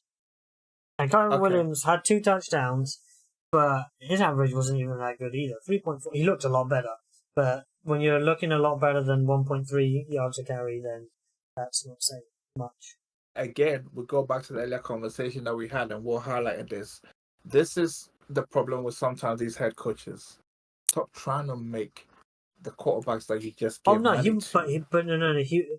The thing was, he wasn't. Cam Akers was not on the field a lot of the time. He might have run. It might look like he ran a lot, but there were times that there were drives he was just not on the field. So Yeah, but my point was coming. Just hold on 1 second about keys to the game, right? My point was this: the reason why sort of the Rams kind of was able to win this game in such a huge significant fashion over the Seahawks is the Seahawks stopped doing what was giving them early success in the game.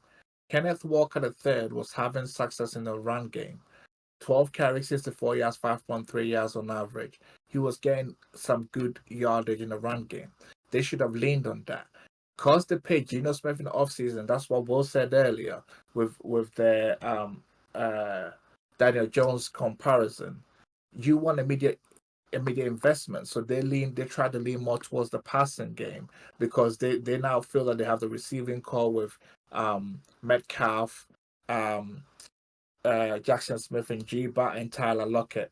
Let the game gravitate towards the pass game. Stop trying to force the issue. And I think it was a severe underperformance by the Seahawks too. So bringing this back to the Rams and 49ers, it's going to be fun because Aaron Donald felt like he had a point to prove. Oh, he did. And Geno Smith was kind of like, I saw the clip where he said, oh my God. He was shocked at how fast he was coming. It was like, damn, you didn't even give me 2 seconds and you're there.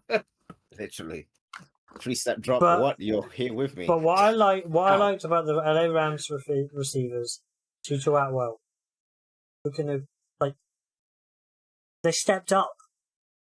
Tyler Higbee also. They stepped up when the void was left behind by Cooper Kupp. Mm-hmm. And I love that. So I don't think they're going to win against the 49ers next week, but it's going to be damn fun to watch. It will. And here's the thing. So if they pull it off and they manage to beat the 49ers next week, which I don't think they will, but if they do and they're 2-0, then then the narrative changes a little bit. Then it seems like they're not going to turn the season away because the early pressure is there, which is you have to win. Otherwise, exactly. You've got to try and win. All right. Final game of our week 2 look ahead. Pats Dolphins. This is going to be an interesting one. Dolphins have come off a huge offensive performance. The Pats pretty much locked down the Eagles for 3 quarters. Something is going to have to give. Yep. Bill Belichick is very good at scheming up ways to take away your assets. So whatever you do well, he might not be able to stop every asset of your offense, but whatever you do well, he'll take that away. So leading on from that, in the off season, Tyreek has said he's been working really hard on his releases and is getting away from press coverage. Now, in the past, he said he used to rely purely on his speed. Now he's relying on speed and technique. So if he continues to be like this, then the league's got a problem because you've got a 100-meter runner with technique as well. Yeah, because I think he's finally learning that your physical attributes can only take you so far, and the best in league history to maintain a long career of consistency and to get into the elite of the league, we call add a technique to it. Often, so far, a lot of athletes don't do that, and I'll put a cautionary tale here. Namely, I can't think of a receiver right now, but the one I can think of is Patrick Peterson when he was a cornerback with the Cardinals. He relied so much on his speed and his recovery speed that in his later years, he was getting beat a lot because he didn't do technique and marry the technique with the speed. When you play skill position like wide receiver or cornerbacks, the best that are able to have long careers, longevity of consistent top performances year after year is to do that. And Tyreek is starting to do that. And very soon, I could see him challenging JJ for best receiver in the league because we could have an Antonio Brown region here because remember, Antonio Brown has some speed, not Tyreek speed, but he had a lot of techniques and a lot of good releases and was able to be dominant despite his size at 5'10". And Tyreek is not exceptionally tall, but with that speed and the releases that he has, he'll be able to do it. It'll be interesting to see if Bill Belichick will match up Tyreek with his rookie Yeah, cornerback Christian Gonzalez. I Let's think see he'll do how it. that matchup play out, I think because he'll I do want to it. see if Christian Gonzalez can Gonzalez hold looks his own against huge. Tyreek. He didn't. By the He way, he has a didn't look like a huge, cornerback, right? He didn't look like. yeah, He didn't have the build of yeah, one. yeah. No, he's He a looks bit like a bigger. He's a bit safety. bigger. He looks like Yeah, a He he's looks safety like to safety. he me. looks like He's a 6'2", safety. 200. Yeah, he's built like a safety, but he plays corner. And he has excellent athletic instincts. So we will see in this game. I'll watch this game. I'm looking forward to that matchup to see, is he going to play him on one side, or is he going to match up with Tyreek, and how good the matchup is going to be. I expect Tyreek to get the better of it, because Tyreek is a veteran right now and with the techniques and stuff. But let's see how that plays out. If this rookie is able to hold his own, we could have a Sauce 2.0. Mike Wallace is what happens where you just rely on physical attributes your whole career. Yes, perfect. And Thank you. you don't. Yeah, no, I That's was just another thinking. prime Yeah, example. and then Yeah. you don't work on your technique. You become a one-trick pony. Tyreek for the longest time was a deep ball threat only, but you saw that, especially Yeah, towards Mark the Wallace tail end was of his like that as time. well for the That's all he Steelers. was. That's all he could do. But we've seen now with Tyreek, he can do intermediate routes. He can catch from the backfield. He can catch. He can be a He's possession everything. receiver. He can catch He's it everything. in traffic and run upfield. He's becoming a fully fledged receiver. And I think right now, even he understands. He's now playing to see how soon he ends up in the hall. That's all it is now for him. So that's what he knows. That's something he can work to. Is he going to be a first ballot? Because we all know he's going in. But right now, Well, he's saying, am I he going to be a first ballot or second? That's what he's playing he's for now. currently on target for 3,400 receiving yards. Insane. After He one ain't game. getting that. Come I know, on. Well, there's people I'm saying having, you I'm could have having fun two here. Come receivers go for on. 3,000 yards on this team. Like, that's No, how no, crazy No, this no, type of no. offense is. No, no, this bro, is relax. this is a joke. This is come on, Peter. No. But here's the thing, though. I get it. Taking it seriously. But here's Come the on. thing. Can he get I wouldn't listen. He might get 2K, because we're still yet to see the 2K. The Yeah. first receiver. Alvin Johnson was close. Yeah. What And is Julio was close a couple what? of years Okay, ago. so This So is he the might perfect need a. offense to do it because they So And if Tyreek I has spoken look at, about perfect being offense to do it. getting 2K in a year. do He you know what's kind of wants Tyreek's that most 2K. in his career? What's the most he's had in his career? 1479. Hey, but now that he's improving, he's marrying his techniques and stuff, and he's got a speed. So Well, I he won't be started well surprised because if he's he already ends up got with 2K. Well, this He is a started well because he's already got deep threat 215. offense. It's a deep threat offense. So I think it's the perfect storm, really.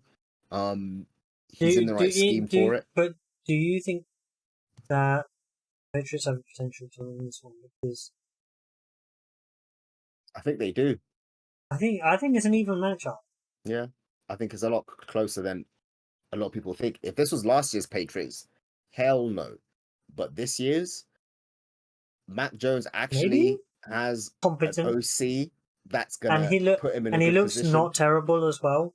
Yep. Not just having an OC, but he also looks not terrible. I wouldn't be surprised if this game was a lot closer than most people think, but I am picking Miami to push away. I think they're too explosive. They can flip the field in a heartbeat, literally. And they've got two guys that Yeah, can do I it. mean, Like that's yeah. insane. It doesn't matter if you're 20 yards off your own end zone. You can literally flip the field in one play. So it's hard. It's fun to watch. I kind of agree. I lean towards Miami. And a little side note, Mac Jones, now that when I think about it, was actually the QB that Shanahan wanted, but the Asta X wasn't there, so they couldn't take him. He was a QB Cal wanted, but the GM and everybody wanted Lance for their speed and athleticism. Messing up. But they should have stayed at 12 and taken what do you call it, Mac Jones. Because he plays within the system. He always has. He doesn't mess up. Not as mobile as Purdy, but like I said, he's deadly accurate as well. It would have been a good fit. It would have been a good fit. It would have potentially been a good fit in an alternative reality. Fortunately, we're living in this reality. In this reality, it says that we are at the end of the episode because we have gone through all of the topics that we wanted to talk about. So, A quick one before we go. Do they still do that show on NFL now? We know how this guy, I forgot his name. He used to do this cartoon thing called the NFL, like whereby Oh he yeah, put yeah, us yeah. alternate NFL like realities that alternate goes back and realities. says why this team took this and that. That I've might not just say seen will make that. sense. Yeah. all right. Well, there we have it. So if anybody wants to, obviously catch, please, catch us on YouTube. We have shorts going through, sometimes intermediate things that aren't shown on the podcast. Our, in the spot kind of thoughts and processes of the week, and then we'll have an episode up for you every week. And please like and subscribe to this video. And until then, we'll catch everybody next time. So goodbye from myself. Goodbye from Peter. And Yep. goodbye Yes, from please Will. like and subscribe. It helps us, gives us the encouragement to keep bringing you this fantastic podcast. So please like, share, subscribe. This is from across the pond. All right, That's right, thank you ballers very across much, the and pond. we'll catch everybody next time. Goodbye. Catch you soon.